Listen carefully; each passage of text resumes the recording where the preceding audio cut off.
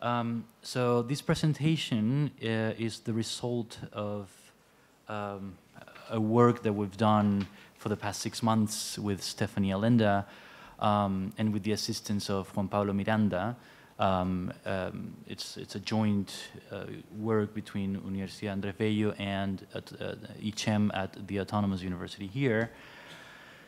And as I'll show you, what we've basically done is looked at how are people framing, what are people, or scholars basically, saying when they say political sociology, okay?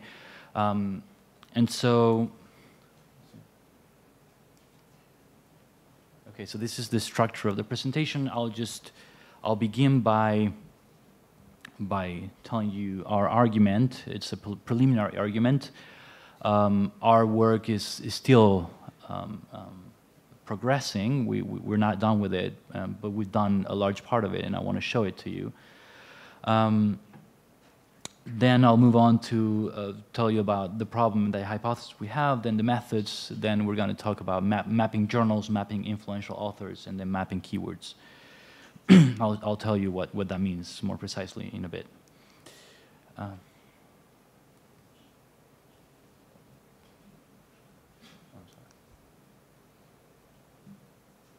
Okay, so basically what we see is that there's a general idea that political sociology is moving toward decentering the state, for example, or moving toward a more cultural turn. That has to do with the fact that it's basically reacting to this new kind of life we have, a life that is connected to networks, that is connected to a different type of capitalism, late capitalism, globalization, and therefore subjectivities change. We have an increasingly urbanized world.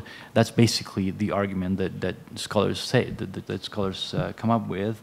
And what we've seen is, basically doing these maps, is that this turn is not as radical or as important as scholars frame it, right?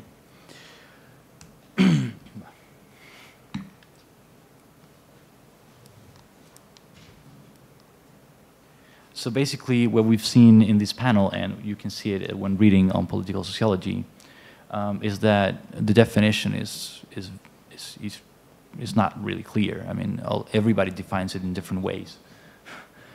So we put up here some definitions, and you can see the very diverse, the huge diversity there is.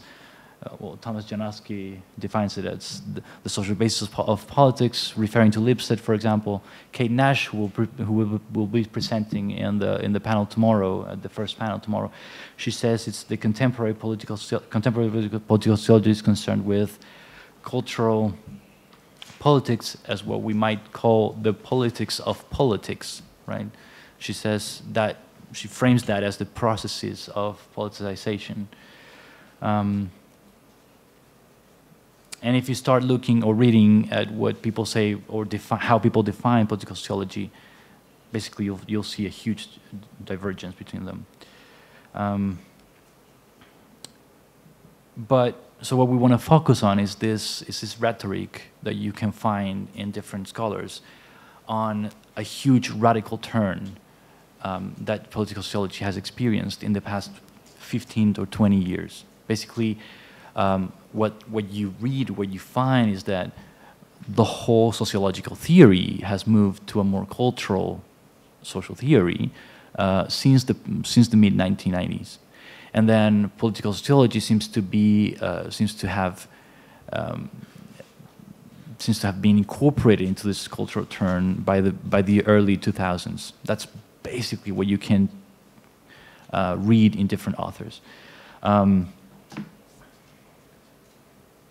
Sorry. Graham Taylor has this book on the new political sociology that is from 2010. He may be the most extreme case on arguing on this, but you have other people like Flecker and Moore, Drake, Rowland, and Nash that are also claiming or arguing for the same thing.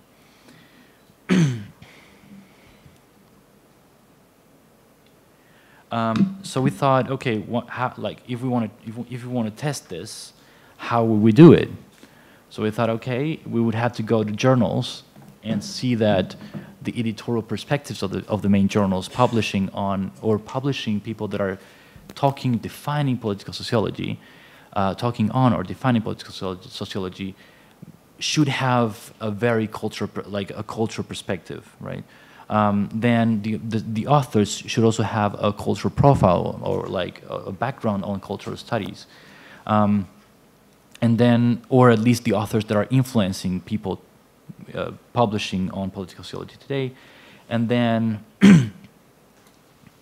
the keywords or the main keywords from articles that are either defining political sociology or using the notion of political sociology. And I say quote unquote political sociology, basically because we looked for this keyword. And so one should assume that these academics that are talking about political sociology, they also express a cultural turn, right? So we did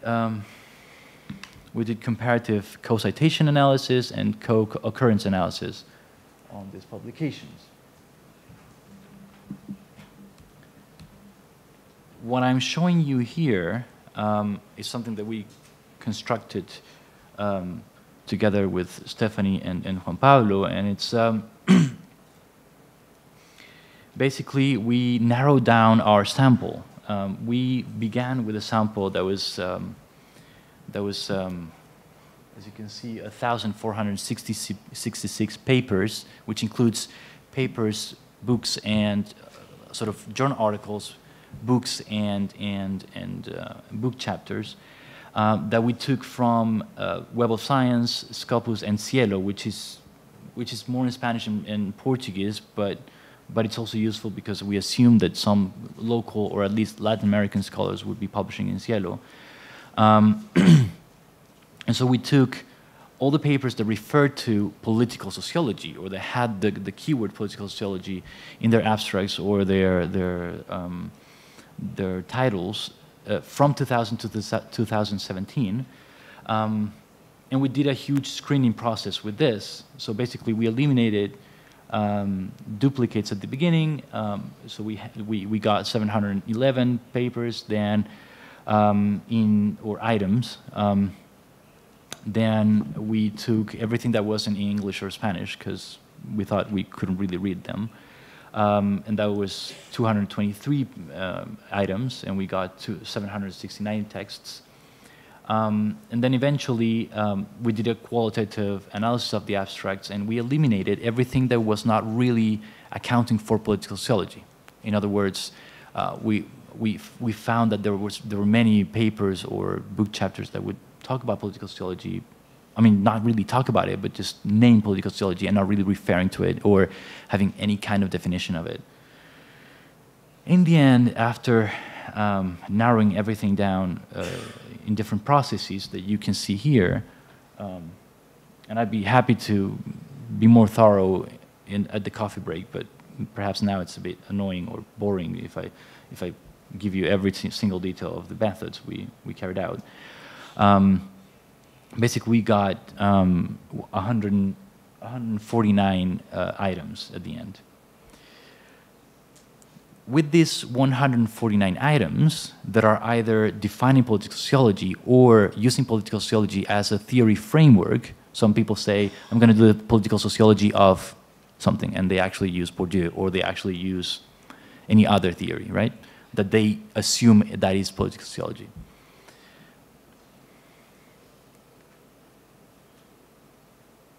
So with this, what we did was with this analysis. So we looked at the distance between journals, and you'll see the maps in a bit. But so we looked at the distance between items, and what you'll see is that the smaller the distance, the higher is the number of co-citations. In other words, the higher the number of publications in which two journals have been cited. Okay. Then you have links between the different items, and these links talk about the closeness and the closeness that these journals have. In other words, how many co-citations they share. And then we'll see also clusters, in other words, colors that of this different. Okay.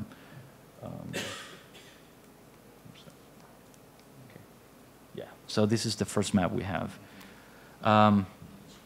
Okay, what you can see here, it's basically from the sample. What you see is the journals where these papers were published. Okay, and the largest journals or the largest circles speak of largest or a larger amount of co-citation. Okay, and it's clustered in blue, red, yellow. That used to be green, but now it looks something a bit different. But anyway, and so what we did was also looking at, like, doing a more of a qualitative approach to these journals and trying to see whether so the first view of this would say, you know what, like the journals that are actually having more power and more co-citation among this are journals that don't really intuitively, at least, or a first approach would tell us about a cultural turn, which are American Journal of Sociology and the American Sociological Review, which tend to be more positivistic, more they tend to publish more quantitative research. Yes, social forces as well. So basically, the blue cluster here. Now, what we see, however, I'm sorry you cannot see this that well because it's a bit too low in the presentation. But so we checked the papers that were being published in these clusters. We went to the journals. Some of these are 4, 5, 6 papers per journal, or sometimes even one. So we checked these papers and we looked at what we could find there. In the blue one, in the blue cluster, what we find is mainly a Weberian approach to, and when I say a Weberian approach, is an approach that privileges the state, right? Where the state is the center of analysis, and politics is mainly a set of different conflicts and coalitions or issues that occur at the level of the state and have impacts on citizens, but mainly at the level of the state.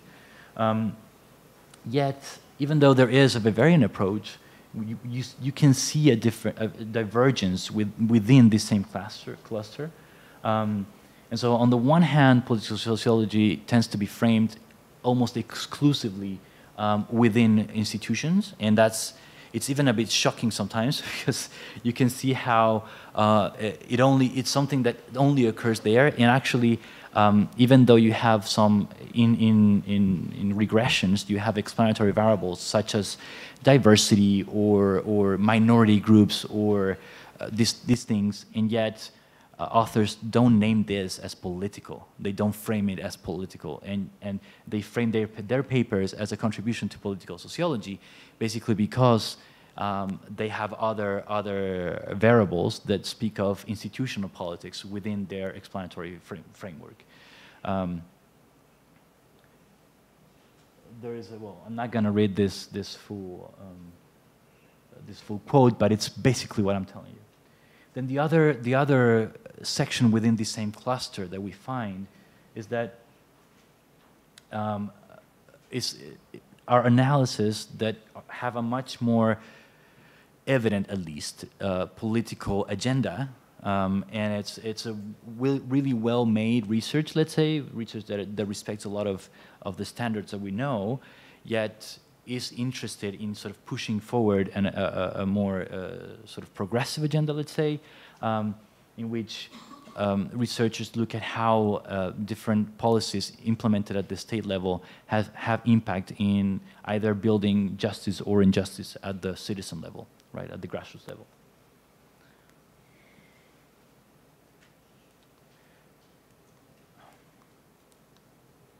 What we see at the moment, though, is not something that would speak of a cultural turn, okay? It's not something that would actually decenter the state or anything like this, right? And these are the journals that are having more power within, or when people talk about political sociology, this is this is the main place where people refer to, because they're actually quoting or referencing these main journals.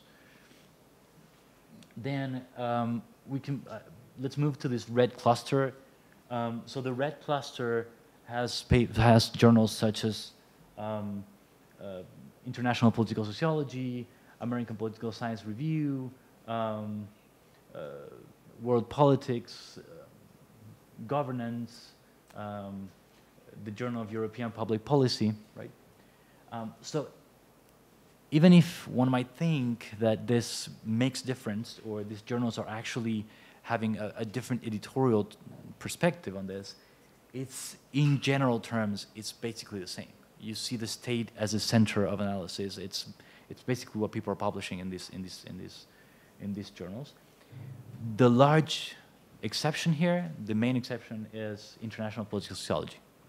International Political Sociology is a journal that speaks or that represents a community of scholars that are trying to connect a more diverse account of politics, expanding the definition of politics with international relations. Okay, and so you can really see this in their approach. And as I say here, it intersects more traditional issues of international relations, such as, let's say, war studies or corruption between countries, or like these things, with more innovative ways of studying it. And there's a strong highlighting of subjectivity. And so they use, for example, Foucault or even Bourdieu for their analysis, international relations analysis. In the yellow cluster,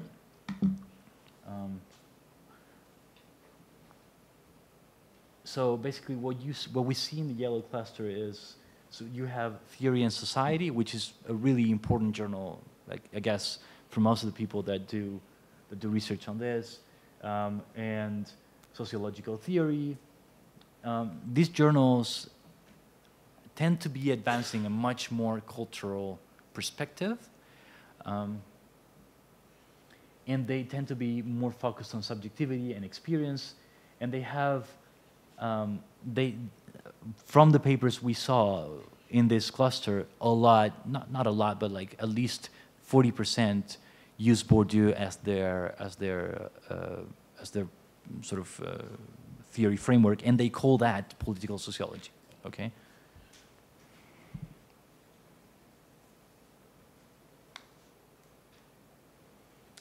Finally, the green cluster really progresses us toward a more cultural turn, but it's still partial.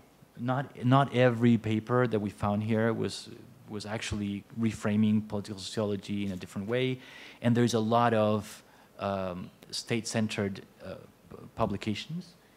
And what's really also very important is that publications are not only state-centered, but they're also centering on using the framework of the nation-state very strongly, which is something that really is a strong contrast with a lot of the other social or political theory that are trying to advance a more cultural perspective on these terms. Usually what we see in I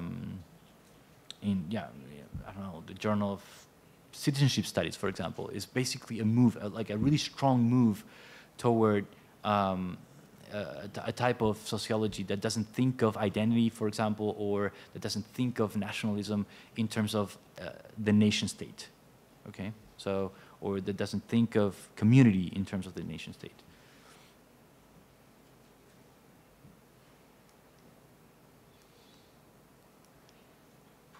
Okay, and now I'm gonna, okay, I have only a minute to finish, but I'm going to show you a couple of other maps that need reworking and that need also some more depth in their analysis. But this is basically what we're working on, and I want to show it to you. This is a map of authors. As you can see, in this case, it's a co-citation analysis, and the main authors are Bourdieu, Weber. You have Vacan, and Bauman. And these are the people that are concentrated in most co-citations among scholars that are talking about political sociology, that are using the notion of political sociology, right? Now, looking at the papers that use Bourdieu, they don't always decenter the idea of the state, okay? Even though Bourdieu has, as Mark was saying, Bourdieu has this potential, is a potential tool to decenter the state. A lot of the times that doesn't happen, right? And what we see is a notion of belonging, or a notion of identity, or a notion of community, or anything that has to do with democracy, for example, that actually looks at all these things from a very state-centered or European-centered. For example, if they talk about the European Union and they ask whether people sense connection or citizenship in Europe, it tends to see things in a more nation-state framework.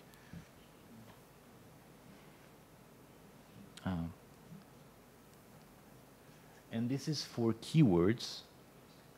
So we used a minimum occurrence of 3 keywords in this case. And the state is very crucial, as you can see. The United States is also important in the literature on political sociology in this case.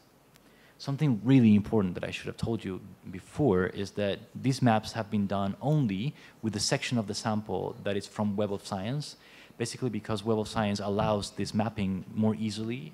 So we need to work on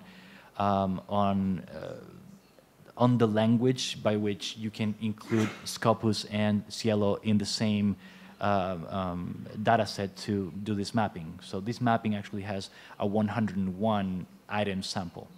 Okay. Basically, that's it. So democracy, the state, and these things are really important. Citizenship as well, governance, social movements. All of these are keywords that don't really speak of a decentering or necessarily a cultural turn. So basically, our conclusion is that even though these scholars have been framing political sociology as something that has suffered this huge or radical cultural turn in the past 15, 20 years, actually what we see is not something as radical, not something as clear when people talk about political sociology, right? Now, we might want to speculate about why these people are framing this political sociology as this huge turn, whereas or while their colleagues are actually speaking of political sociology in a much more, let's say, state-centered conception. And perhaps what we can find, and this is not in my slides because it's more of a speculative approach, perhaps what we find is that scholars that are trying to push or that argument forward are probably trying to push a political agenda as well forward. And so it's something that to analyze as well, right? Basically, that's my presentation.